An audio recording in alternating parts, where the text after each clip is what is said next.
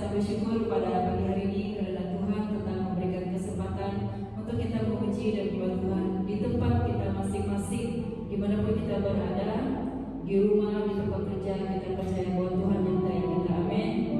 Haleluya.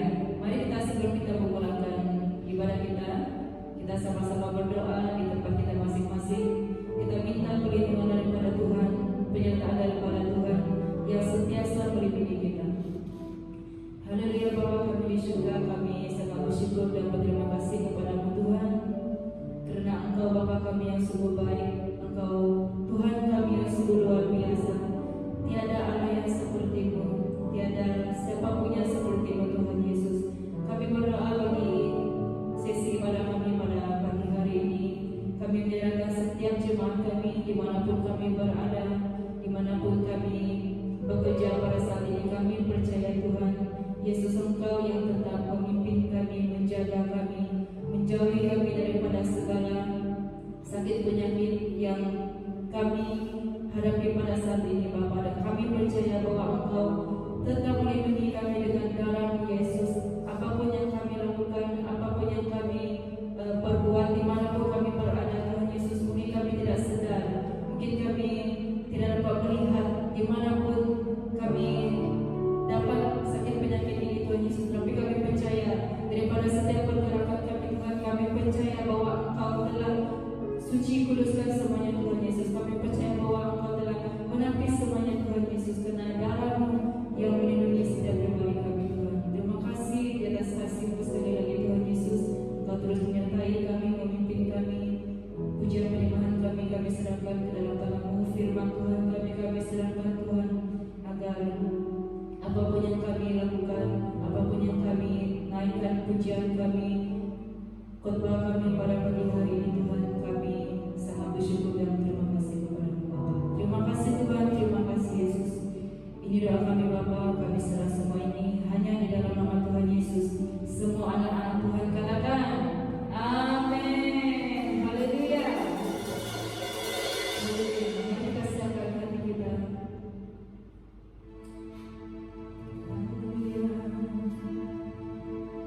Terima kasih Tuhan.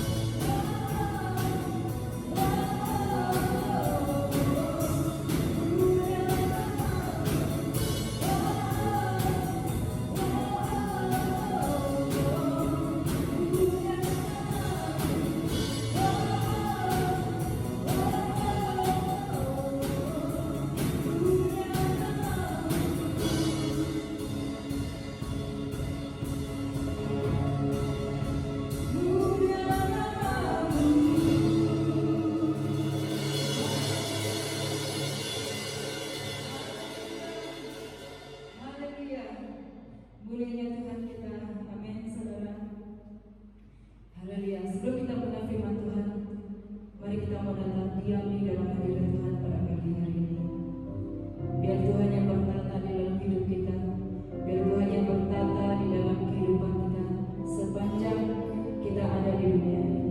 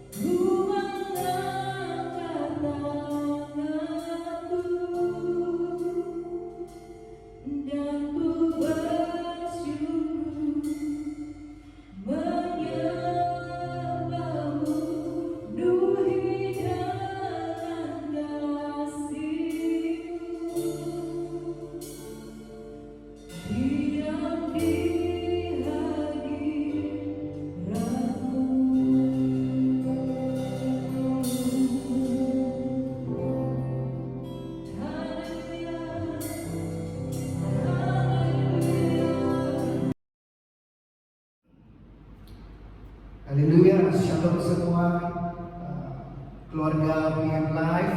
Apa kabar semua kita pada pagi hari ini? Oke, walaupun kita tidak bertemu secara fisikal, kita tidak bertemu secara bersemuka, tapi kita bersyukur karena Tuhan memberikan teknologi yang modern untuk kita dapat sama-sama memuji Tuhan pada pagi hari ini. Dan terima kasih kepada tim live worship kita pada pagi hari ini yang telah membawa kita dalam pujian. Jadi sebelum kita mendengarkan firman Tuhan, mari kita berdoa sambil kita dalam doa. Allah Bapa kami yang di surga Tuhan, kami mengucap syukur Tuhan pada pagi hari ini kami dapat bersama-sama bersekutu memuji Tuhan. Dan sebentar Tuhan kami akan mendengarkan sebagian daripada firman Tuhan Yesus. Kami percaya Tuhan walaupun di dalam keadaan kami sedang mengalami ada virus COVID-19 yang sedang melanda negara-negara yang ada Tuhan, tapi itu tidak menjadi penghalang buat kami datang bersama-sama kehadiran Allah, memuji Tuhan dan mendengarkan firman-Mu Tuhan. Berkatilah setiap kami yang bersama-sama pada pagi hari ini Tuhan beribadah dan sebentar mendengarkan firman-Mu Tuhan. Berkatilah hamba-Mu, berkati setiap kami. Dalam nama Yesus kami berdoa. Amin.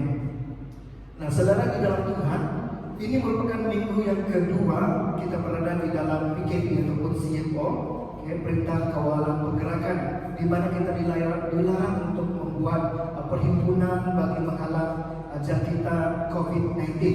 Jadi saudara, kita pada pagi hari ini juga saya merasakan minggu ini merupakan minggu yang sangat excited. Saya sangat teruja untuk bersama dengan kita pada pagi hari ini.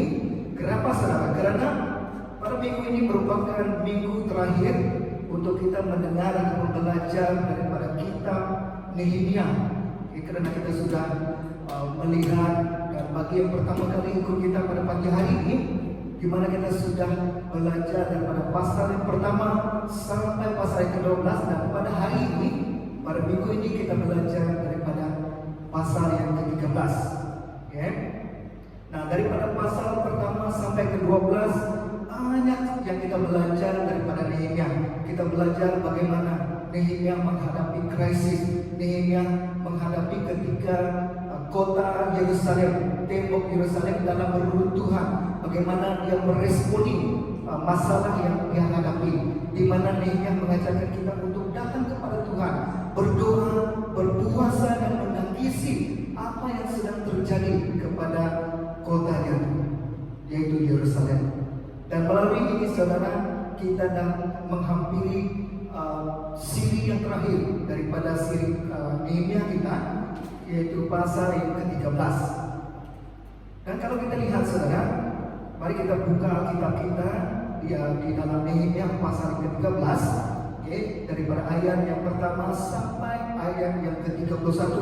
Agak panjang, tapi saya mengundang kita untuk sama-sama membacanya sendiri. Buka Alkitab kita sebelum kita meneruskan khotbah kita pada pagi hari ini, yaitu di dalam Nehemia pasal 13 ayat 1 hingga 31.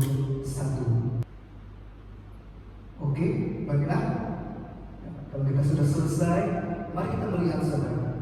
Nah, seperti yang saya katakan kepada kita pada pagi ini tadi, bahwa kita sudah melihat bagaimana pergerakan ataupun bagaimana proses pembinaan pembangunan tembok Yerusalem kembali yang telah selesai selama 52 hari, di mana diketuai oleh Nehemia bersama-sama dengan orang Israel.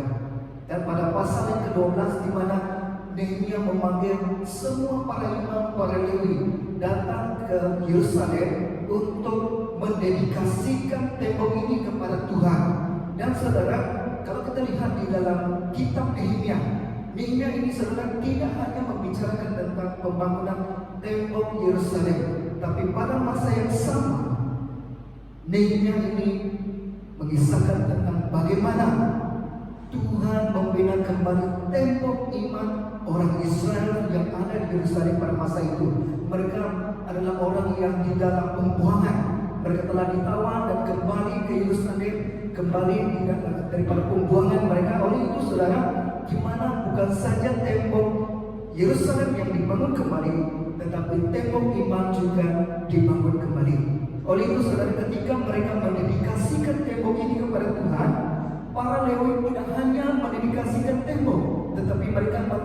mentahirkan diri mereka, mentahirkan umat Israel, dan juga mereka mentahirkan tembok dan pintu-pintu gerbang kota Yerusalem. Dan kita lihat di sini saudara, pasal yang ke-13 ini akan membicarakan bagaimana kehidupan orang Israel, saudara, yang dimana Nehemia membawa mereka perubahan yang terjadi ketika mereka sudah dibangun kembali iman mereka, kerohanian mereka di dalam Tuhan. Maka pada pagi hari ini saya akan membawakan satu tema kepada kita, yaitu brand new me, saya yang baru di dalam Tuhan. Ya, nah, brand new me ini memberi satu maksud, yaitu untuk memuliakan Tuhan, to honor God in our life. Saudara, ketika kita mendedikasikan diri kita kepada Tuhan, bukan membicarakan tentang siapa kita, tapi ini membicarakan tentang siapa Tuhan yang telah membangun kita, yang telah mengangkat kita daripada kehidupan kita sebelum ini menjadi kehidupan pada hari ini. Iman kita dikembalikan, kita diperbaharui di dalam hidup kita bersama dengan Tuhan. Sebab itu saya bawakan tema kepada kita pada pagi hari ini, itu brand new me. Nah, untuk kita menjadi orang yang baru, yaitu untuk memuliakan Tuhan, saudara. Yang pertama di sini kita lihat apa yang terjadi kepada orang Israel yang ada di Yerusalem. Yang pertama, saudara, yaitu kita haruslah menghormati rumah Tuhan, honoring the house of God. Dan kalau kita lihat di sini, saudara, Tuhan telah memberikan perintah kepada orang Israel di dalam kitab Ulangan, di mana Tuhan telah menerangkan apa yang harus mereka lakukan di dalam rumah Tuhan, siapa yang layak untuk melayani, siapa yang layak untuk masuk ke rumah Tuhan. Dan pada pasal yang ke-23 ayat 3 hingga 5, di mana Tuhan katakan seorang Amon atau seorang Moab janganlah masuk jemaat Tuhan, bahkan keturunannya yang ke-10 pun tidak boleh masuk jemaat Tuhan sampai selama-lamanya. Dahsyatkan, saudara.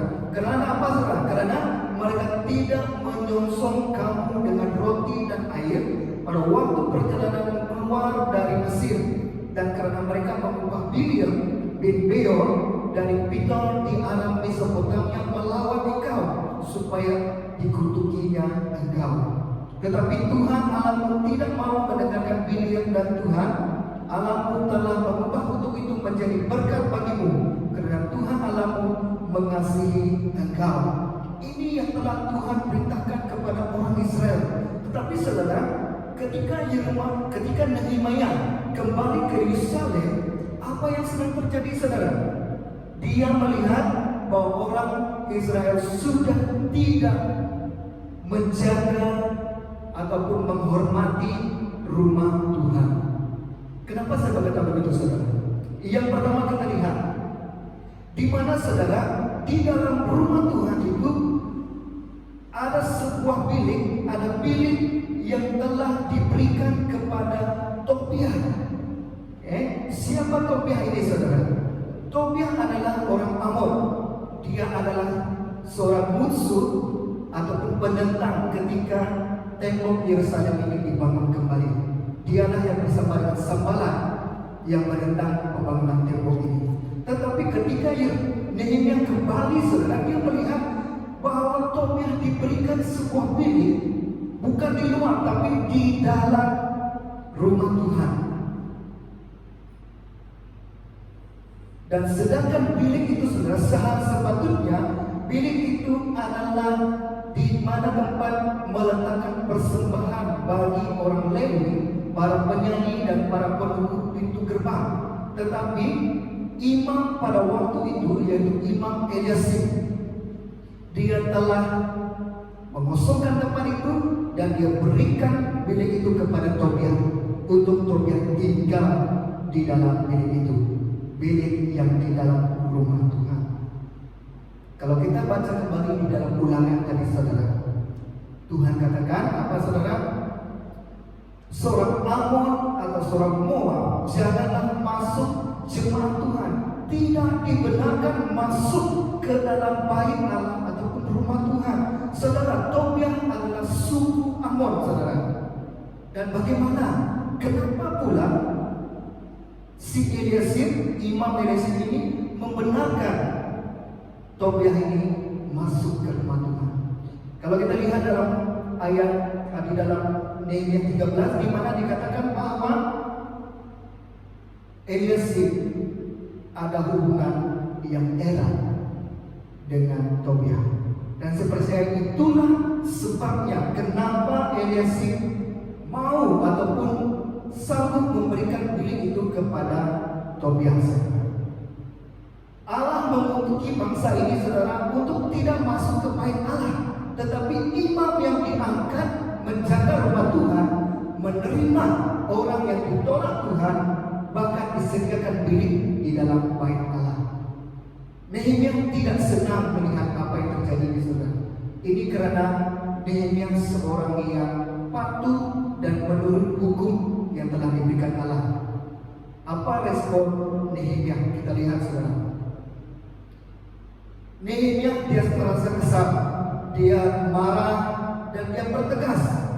Ini tidak harus terjadi. Maka apa yang Nehemia lakukan? Dia melemparkan perabot Tobiah keluar daripada bilik itu dan membawa kembali berkakas bait Allah, korban sajian dan kemenyan. Dia mengembalikan fungsi bilik itu tadi, karena bilik itu seharusnya sepatutnya menjadi bilik di mana mereka menyimpan barang-barang ataupun persembahan khas bagi imam dan para orang Lewi. Oke? Nah, kita lihat di sini, saudara. Yang kedua, kita lihat di mana apa yang kita belajar daripada Nehemia ini adalah setia kepada janji kita kepada Allah, loyal to our promises to God.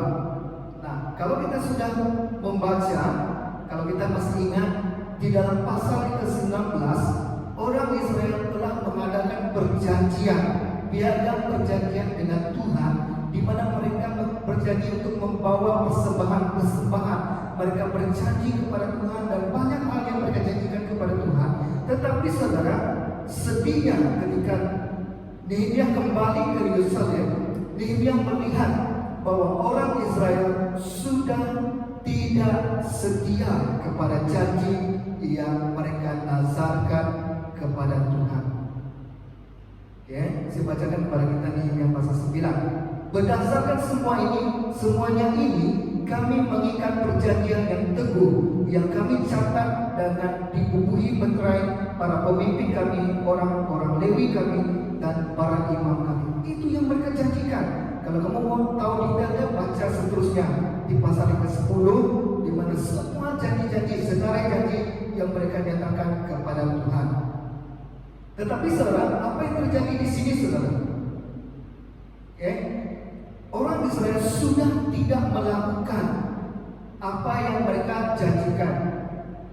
Nehemia mendapati bahwa sumbangan bagi orang Lewi, para penyanyi, tidak pernah diberikan. Ini merupakan satu janji mereka kepada Tuhan, yaitu mereka akan tetap setia membawa persembahan ke kebenaran Tuhan, supaya dapat menjaga kebajikan para orang Lewi, para penyanyi, dan para penunggu gerbang ataupun pintu. Tetapi Nehemia melihat orang Israel tidak lagi melakukan ini, sehingga mengakibatkan apa, saudara? Para Lewi dan para penyanyi mereka terpaksa meninggalkan pelayanan mereka, meninggalkan pekerjaan mereka. Mereka pergi ke mana? Pergi ke ladang, sebab mereka tidak ada lagi sumber pendapatan, mereka tidak ada lagi sumber makanan. Jadi mereka harus bekerja ataupun berusaha mendapatkan hasil untuk menyerah kebajikan mereka. Nehemia merasa kesal dengan apa yang terjadi. Maka Nehemia membawa kembali orang Lewi, dia kumpulkan semua mereka ini kembali ke rumah Tuhan, dan orang Yahuda ataupun orang Yahudi kembali lagi membawa persembahan persepuluhan kepada pembenaran. Kenapa ini terjadi, saudara? Di mana, saudara, ketika rumah Tuhan sudah dicemari ajaran-ajaran di dalam rumah Tuhan sudah dicemari, pasti saudara, orang sudah tidak melihat apa tanggung jawab mereka, apa yang mereka telah janjikan kepada Tuhan. Ini yang terjadi kepada orang Israel pada waktu ini. Ketika mereka sudah tidak lagi peduli dengan apa yang mereka belajar daripada firman Tuhan, apa yang telah diajarkan oleh para imam, maka mereka juga lupa apa yang telah mereka nazarkan kepada Tuhan. Sehingga kan para orang Lewi, para penyanyi sudah tidak ada pendapatan, tidak ada yang menjaga kebajikan mereka. Ini yang terjadi saudara. Ketika mereka sudah selesai membangun tembok, mereka sudah selesai membangun imam mereka, tetapi mereka jatuh kembali, tidak melakukan janji mereka kepada Tuhan. Yang ketiga, apa yang terjadi kepada orang Israel saudara? Yaitu saudara, pasal yang ketiga, poin yang ketiga atau perkara yang ketiga, yaitu menghormati hari Sabat. Orang Israel di dalam hukum 10 Tuhan telah menetapkan kepada orang Israel di mana mereka harus menghormati hari Sabat, yaitu hari yang ke-7, supaya mereka tidak melakukan ataupun meninggalkan pekerjaan mereka. Ini kita boleh rujuk daripada Ulangan pasal yang kelima ayat 12 hingga 14. Saya bacakan untuk kita. Tetaplah ingat dan kuduskanlah hari Sabat seperti yang diperintahkan kepadamu oleh Tuhan Allahmu. 6 hari lamanya engkau akan bekerja dan melakukan segala pekerjaanmu, tapi hari ke-7 adalah hari Sabat Tuhan Allahmu. Maka jangan melakukan sesuatu pekerjaan, engkau atau anakmu laki-laki, atau anakmu perempuan, atau hambamu laki-laki, atau hambamu perempuan, atau lembumu, atau keledaimu, atau hewanmu yang manapun, atau orang asing yang di tempat kediamanmu, supaya hambamu laki-laki dan hambamu perempuan berhenti seperti engkau juga. Di sini Tuhan telah menetapkan kepada mereka tidak ada seorang pun terlepas untuk menghormati hari Sabat, meninggalkan pekerjaan mereka pada hari Sabat. Tetapi saudara, di dalam pasal ke-13 di sini Nehemia melihat bahwa ada orang pergi menggiring anggur pada hari Sabat. Mereka sudah tidak peduli lagi dengan hukum Tuhan. Mereka tidak menghormati hari Sabat lagi di dalam kehidupan mereka.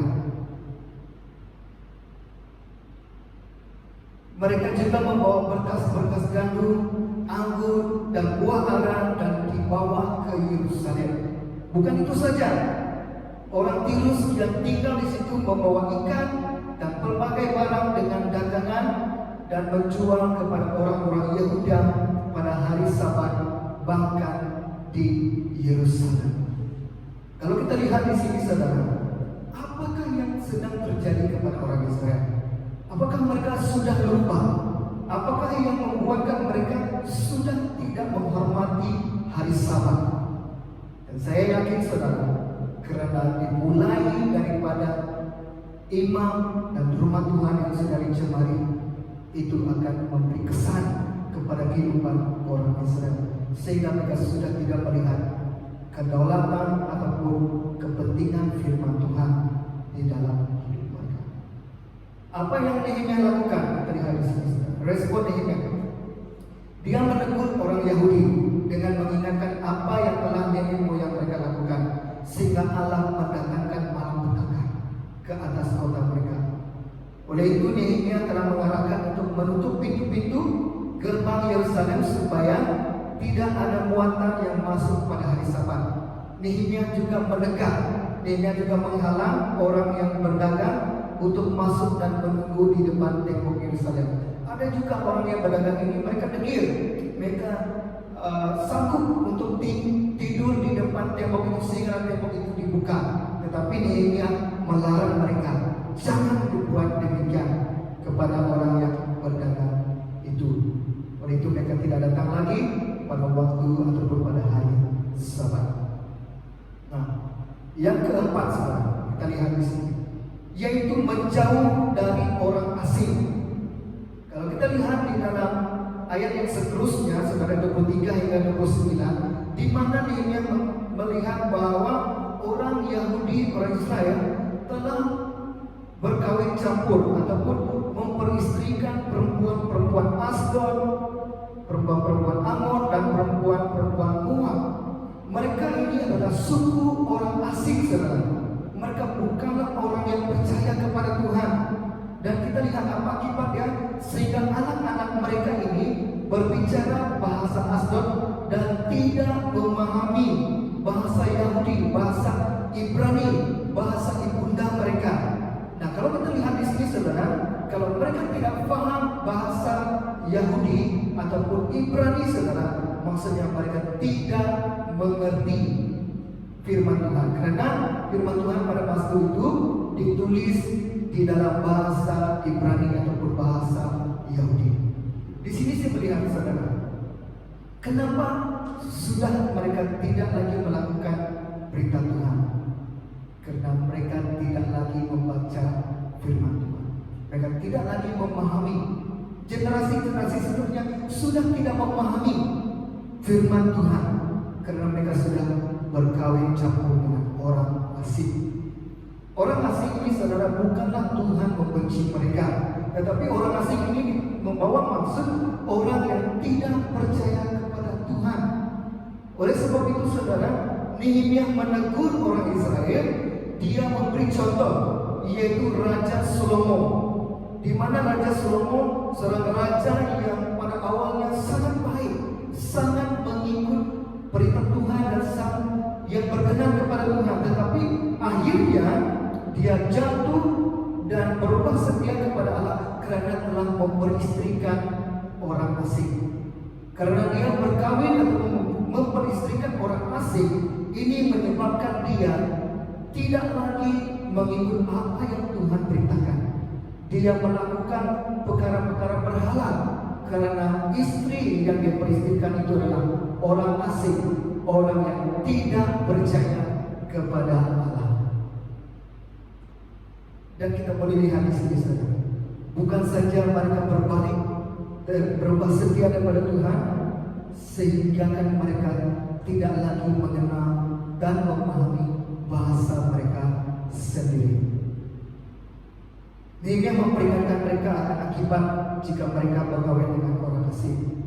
Di situ dia mengangkat ataupun dia menceritakan tentang Raja Salomo, di mana di situ juga Imam Eliasib. Sangat signifikan nama imam ini, karena imam ini merupakan imam yang melayani, yang diangkat untuk menjadi imam di rumah Tuhan.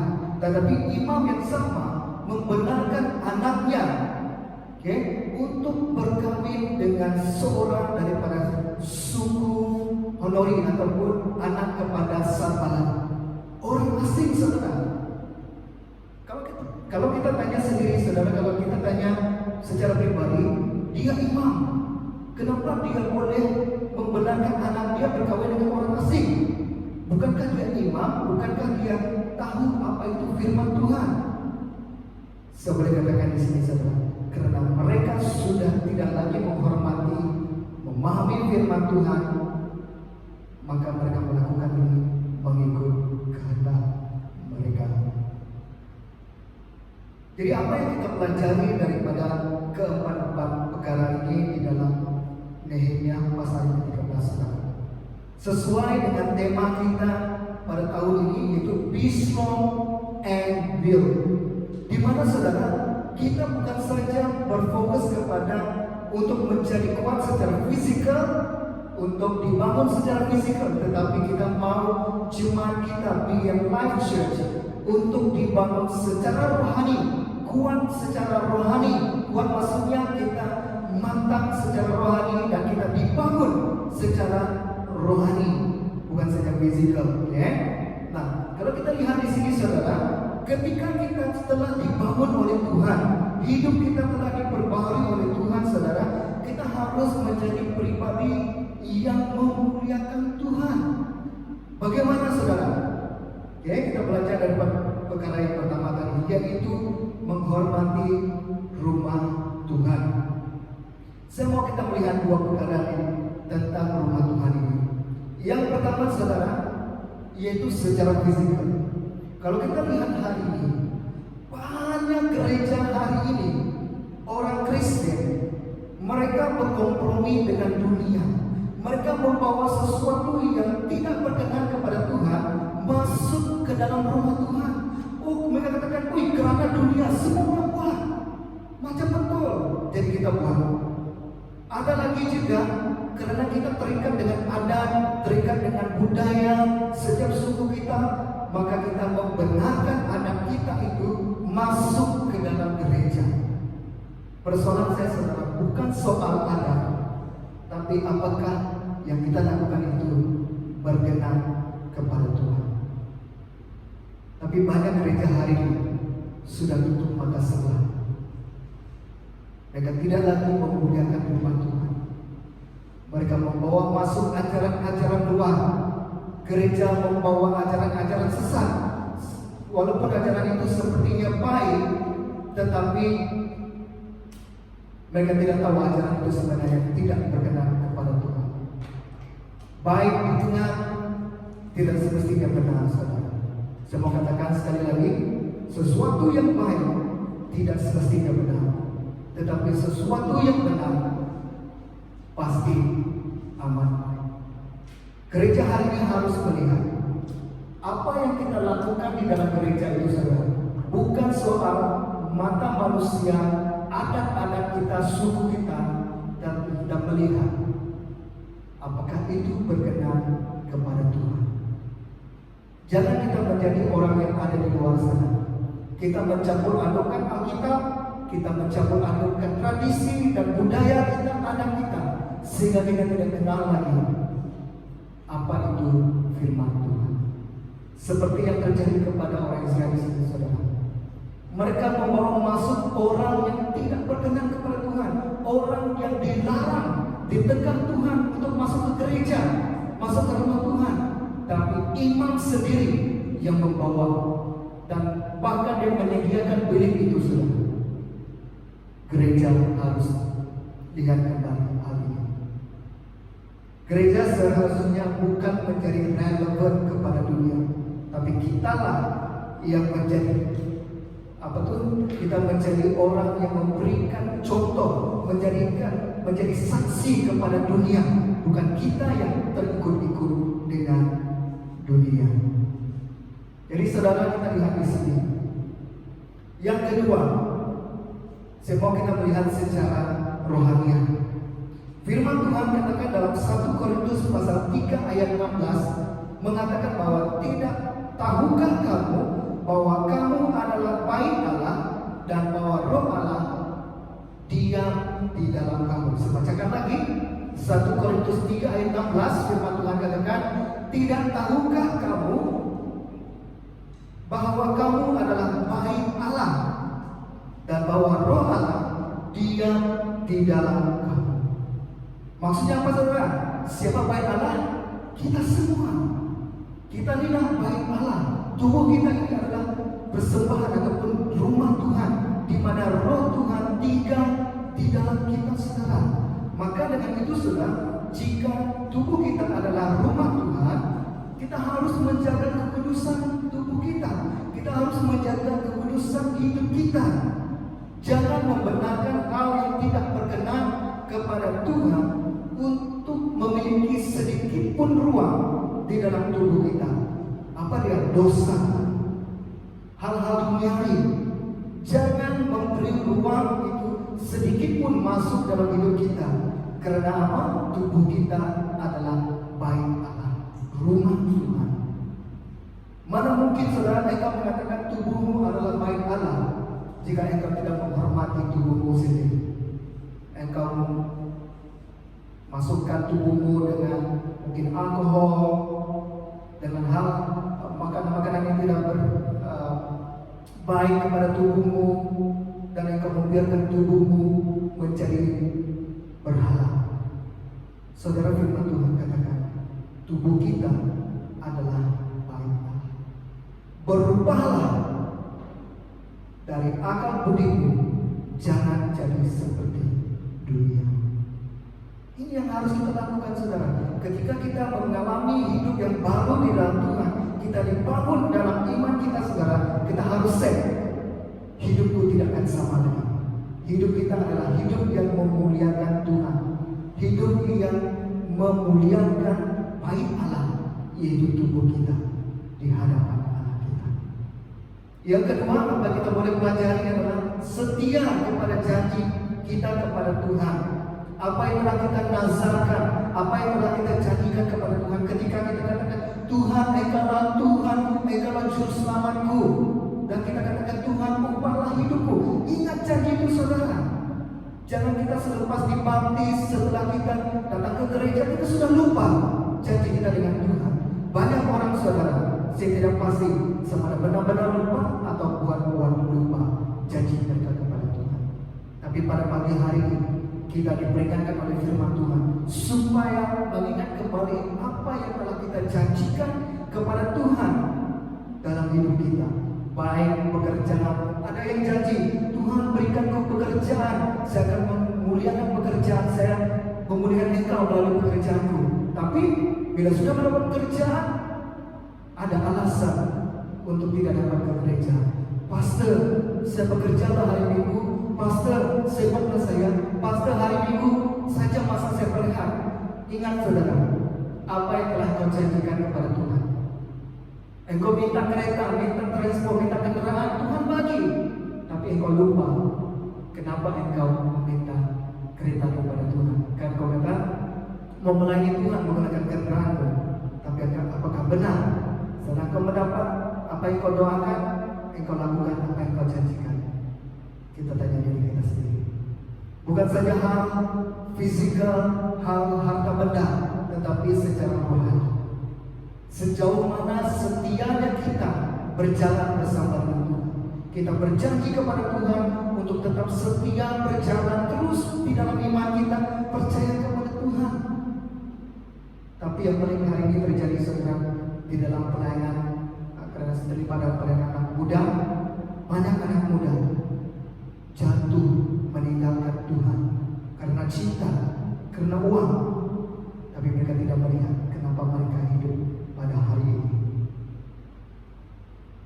Yang seterusnya, saudara, kita belajar pada perkara yang kedua ini adalah kita harus melihat, saudara. Bukan saya katakan, tetapi firman Tuhan mengajarkan kita untuk membawa kembali, saudara, persembahan-persembahan, pemberian khas bagi rumah Tuhan, kebendaharaan rumah Tuhan, saudara.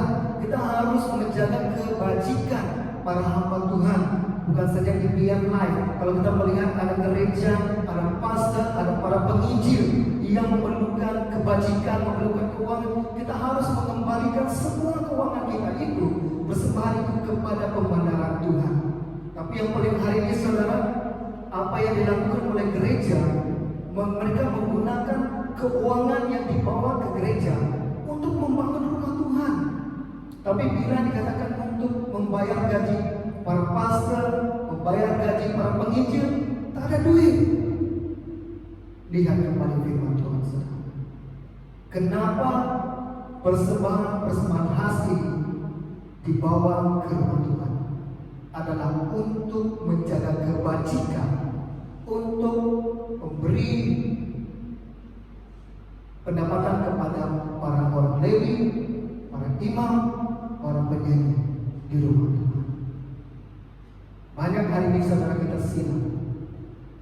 Kita lebih membangun gereja secara bangunan, tapi kita lupa tujuan keuangan gereja itu harus digunakan.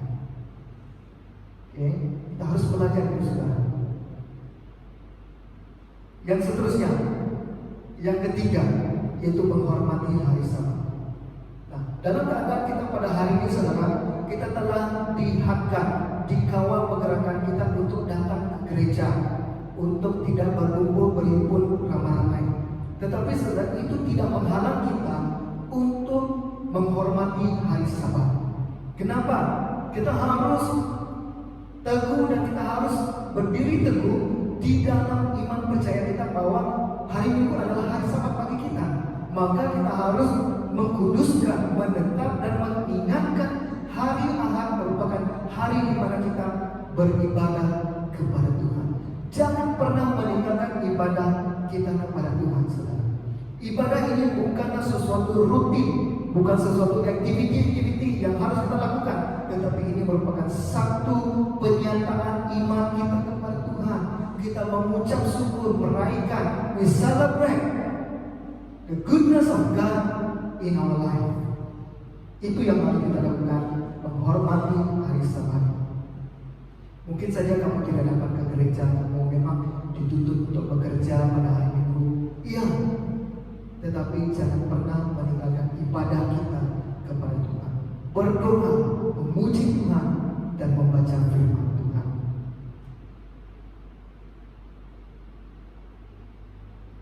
Yang terakhir, saudara, yaitu tentang menjauhkan dari orang asing. Hari ini saudara, kita lihat banyak orang Kristen meninggalkan Tuhan, meninggalkan Yesus demi cinta, demi keuangan, demi pekerjaan mereka. Banyak anak muda yang pergi belajar ke tempat lain, mereka meninggalkan Tuhan. Kenapa? Karena cinta.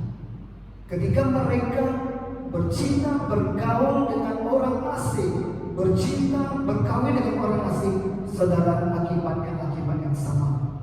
Mereka akan mulai berubah setia terhadap Tuhan. Tidak lagi beribadah kepada Tuhan, tidak lagi mau membaca firman Tuhan. Saudara, kalau mau diceritakan banyak kesaksian anak muda yang meninggalkan Tuhan karena percintaan, perkawinan dengan orang asing. Firman Tuhan katakan dalam 1 Korintus, baca untuk kita. Firman Tuhan menegah kita, 2 Korintus 6 ayat 14 hingga 15. Janganlah kamu merupakan pasangan yang tidak seimbang dengan orang yang tidak percaya. Sebab persamaan apakah terdapat antara kebenaran dan kedurhakaan, atau bagaimana terang dapat bersatu dengan gelap? Persamaan apakah yang terdapat antara Kristus dan Beliau? Apakah bagian bersama orang-orang percaya dengan orang-orang tidak percaya? Firman Tuhan dengan terang mengatakan bahwa janganlah kita merupakan pasangan yang tidak seimbang dengan orang-orang yang tidak percaya. Tapi ada yang katakan, beberapa dikatakan, pastor, saya mau menginjil dia, sebab saya bercinta dengan dia. Saya mau katakan kepada kita, saudara, jangan bercinta dulu sebelum engkau menginjilnya. Injilah orang itu. Dia telah menerima Yesus, baru kau boleh cinta dengan dia. Tapi banyak anak muda hari ini alasannya mau mengubah hidup orang itu. Tapi apa yang terjadi? Mereka sendiri yang diubah mengikut orang itu. Bukan mereka yang mempengaruhi, tapi mereka lah yang dipengaruhi, sehingga mereka berubah setia terhadap Tuhan. Ini banyak yang terjadi, saudara. Banyak anak muda yang jatuh. Bukan saja anak muda, banyak juga orang-orang kita berubah setia terhadap Tuhan karena perkawinan campur dengan orang yang tidak percaya. Kawin dengan bangsa ini, bangsa itu, bangsa yang tidak percaya kepada Tuhan. Dan akhirnya apa, saudara? Mereka dilarang pergi beribadah, mereka dilarang untuk pergi ke gereja, sehingga mereka tidak lagi datang ke hadirat Allah, beribadah kepada Tuhan. Ini akibat yang telah kita lihat. Banyak kesaksian peristiwa dalam Alkitab kita mengajarkan supaya jangan pasangan kita merupakan orang yang tidak seimbang, orang yang tidak percaya kepada Tuhan. Bagaimana gelap ataupun terang boleh bersatu dengan gelap? Kalau ada terang, tak ada gelap. Kalau gelap, maksudnya terang itu tidak ada. Bagaimana dua-duanya boleh bersatu? Ingat itu, saudara. Jangan menjalinkan hubungan dengan orang asing, orang yang tidak percaya kepada Tuhan. Sadarilah bahwa hubungan ini akan membawa kita menjauh daripada Tuhan. Ini tidak bermaksud kita tidak mengasihi mereka. Kasihi mereka, bawa mereka mengenal siapa Tuhan, baru seimbang pasangan kita, yaitu kedua-duanya orang yang percaya kepada Tuhan. Amin, saudara. Puji Tuhan. Saya mau akhiri dengan satu kata-kata. Kita dibangun menjadi orang yang baru adalah untuk memuliakan Tuhan. Kita dibangun menjadi orang yang baru untuk memuliakan Tuhan.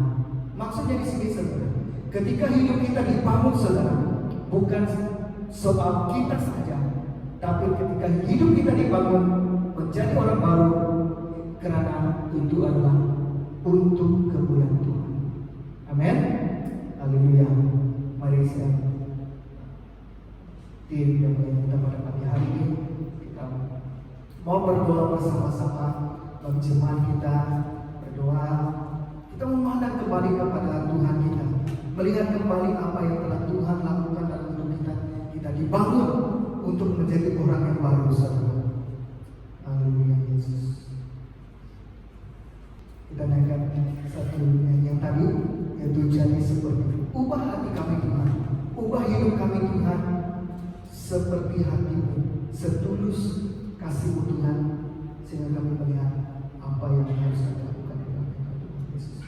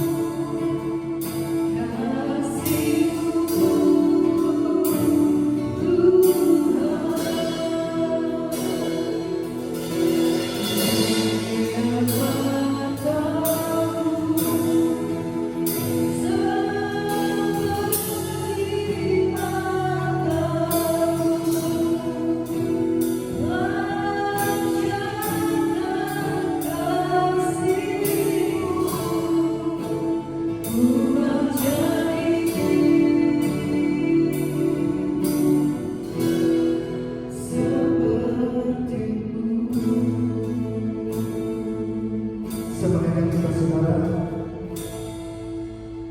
kita berdoa kepada Tuhan. Mungkin saja selama ini saudara kita tidak lagi menghormati Tuhan dalam hidup kita. Kita tidak lagi menghormati hari Sabat kita, hari waktu kita beribadah kepada Tuhan saudara. Mari kita menaikkan perjanjian kita kepada Tuhan. Kita mau tetap setia beribadah kepada Tuhan. Kita mau tetap setia memuliakan Tuhan, menghormati rumah Tuhan saudara. Berdoa bagi gereja-gereja yang ada di diri saudara. Bila setiap gereja mulai melihat tujuan asal gereja dan keagungan firman Tuhan di dalam gereja pada hari ini. Haleluya Yesus. Haleluya Bapa. Haleluya Yesus. Tuhan, kami berdoa pada pagi hari ini sesuai dengan firman yang telah kami pelajari Tuhan, agar kami terus menghormati rumah Tuhan, baik secara fisikal, gereja-gereja yang ada. Kami tidak lagi berkompromi dengan aktiviti-aktiviti dunia, tapi kami mau melakukan apa yang telah Tuhan tetapkan bagi kami Tuhan sebagai bayi Allah. Tubuh kami adalah bayi Tuhan, rumah Tuhan. Berikan kami hikmat dan kekuatan kami Tuhan, supaya kami menjaga kekudusan kami, menjaga tubuh kami Tuhan, supaya tidak dicemari dengan dosa-dosa, keterikatan-keterikatan dosa dunia yang ada pada kami Tuhan, agar semuanya dikalahkan, dibatalkan di dalam nama Yesus, dan kami menjadi orang yang baru di dalam nama Tuhan Yesus.